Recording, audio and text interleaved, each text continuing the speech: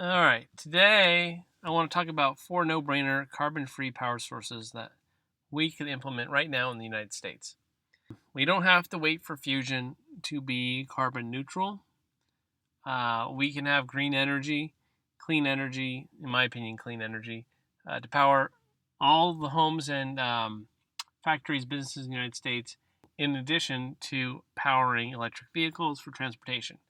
So this would obviously help reduce our carbon footprint by a lot. I'm going to just say, without looking at my notes, if you look at any graph about where most carbon dioxide is created, I believe you usually see 25% for transportation and 25% for home power and industrial use. I need to check on that. So if you could wipe out that half that pie chart with having carbon-free electric power in the United States, that's a huge deal. That's what we need to do to get on the right track so that we don't raise the temperature of the planet too much and we keep the carbon dioxide under control.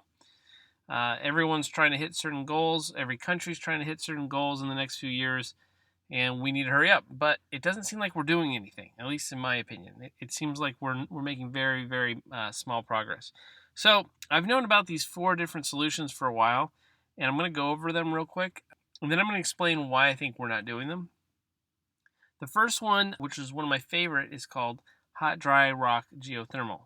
So it turns out that in most places in the United States, if you drill down far enough, the temperature of the Earth's crust gets hot enough that you can create electric power. Basically, through heat exchanges, you can create enough hot steam to run a turbine, which creates electric power. This is something that the Department of Energy, I believe, created one of these plants in New Mexico in the 70s and operated until the 1990s. It worked. They proved it. But funding got cut and interest waned. And for whatever reason, we don't use it. Perhaps it's because they're expensive to build. Maybe there's a fracking issue. But I would have to believe with all the oil drilling going on these days and how good they're getting at it, I think our drilling technology is so awesome that hot dry rock's probably even better than it could be 20 years ago. I think they could probably make these plants faster and better with what we know in terms of drilling into the Earth's crust. So that's a very interesting technology. In theory, there's enough spots in the United States to create enough hot dry rock generation plants to power the United States. I'm going to leave a link to a video in this video so you can learn more about it. Potentially, we might need so many hot dry rock facilities it'd be kind of ridiculous, but I don't know. I haven't done the calculations to see how many we would need, but they produce plenty of power from what I know, and after the construction is complete, they're pretty much carbon-free, carbon neutral. They don't create carbon dioxide. So, and again, this isn't normal geothermal. You don't have to be next to some lava pit or a volcano to run this. This is pretty much most of the Western United States can do hot dry rock, from what I know. The second technology I like is called molten salt reactors. They're nuclear power plants, but they're safer. They're a new design. Well, they're not a new design. We ran one in the 60s for something like 6,000 hours. The design happens to be safer than conventional nuclear power plants. Again, they don't create carbon dioxide. They have a small footprint. They're safe because the way that they turn off if there is an emergency is freeze plugs will melt and all the nuclear fuel drains into a drain sump, so that you can't really have a Fukushima type event where there would be some kind of explosion or the top of the building popping off because of too much steam. There's really not a lot of steam going on in these plants, so your typical nuclear accident does not happen in this situation. Even in the worst case scenario, I believe you can design these plants to be completely encased in case if the whole thing gets wiped out, if there's like this massive earthquake and everything breaks and pipes breaks and nuclear fuel spills everywhere, I think you could build them in such a way that they're completely contained anyway, so that you would have any accident contained in the worst possible situation. To me, nuclear power to solve the climate change problem is really key. It's technology we know how to use, we know how to implement. It makes a ton of power, small footprint. We can get them going fairly quickly. If we would have started doing this in the year 2000, we probably would maybe we wouldn't be creating any carbon dioxide from power plants right now if we went straight nuclear. But we'll move on to the next technology.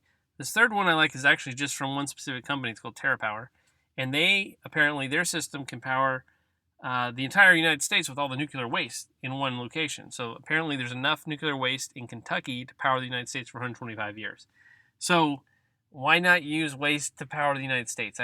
It's sitting there doing nothing, potentially hazardous. We might as well use it for power. I mean, I don't really see the downside, except that you will have to probably take those vessels of nuclear waste and transport them to the power plant, and that is potentially an issue. Or you could maybe build the power plants right at the waste where the waste is located. I just think it's a really good idea. We have this pressing climate change problem, so let's put waste to work, right? The fourth technology I really like is just carbon neutral synthetic fuels. So with solar power or even nuclear, you can take carbon dioxide out of the air and use water to create fuel so that your fuel is carbon neutral. So that's kind of cool because now we're actually removing carbon dioxide out of the atmosphere and using it to make fuels. And the interesting thing about this is it might actually be cheaper in the long run to make fuel this way opposed to the traditional way where we explore for oil fields, then do the drilling. And drilling also can mean like oil platforms and a ton of infrastructure, and then transporting the oil to the oil refinery, then refining the oil, and then distributing the oil all over the world. That's a lot of energy and work and money to get just to create fossil fuels in the first place. If you can basically just create fossil fuels or fuel straight from where your refinery is, you just pull it out of the air and using water, that seems a lot simpler. I'm not sure why people are starting to do this. I know Siemens and Porsche is working on this in Chile, and I'm kind of hoping this catches on because it seems like a no-brainer. Maybe there's something here that we don't know that makes it difficult to do, but I mean, I would say we should start trying it. So the real point of this video is, why aren't we doing any of these? So these are things that we know we can do.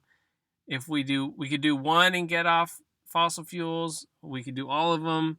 We can do this with wind and solar, and a combination of things. We could basically not be making any carbon dioxide for energy and transportation at this point in time, except for even air travel can be done with synthetic fuels.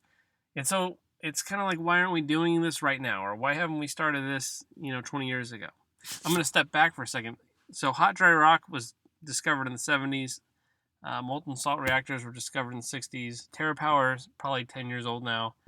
Synthetic fuels is not the newest idea, but it's kind of new, maybe 10, 15 years old. So a lot of these things we could have been doing before the 21st century, and we just didn't do it. I mean, we were doing nuclear power, and then we started scaling back and decommissioning power plants, which is kind of crazy. So it feels like we're not making progress.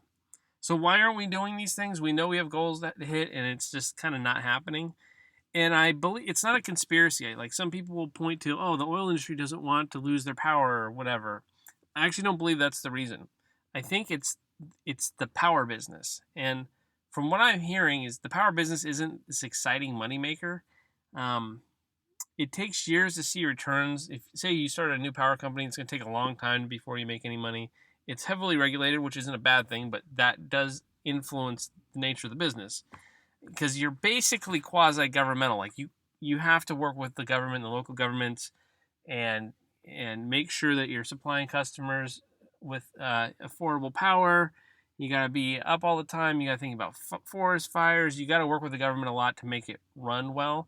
And it's not like a total hands-off business. The government's very involved.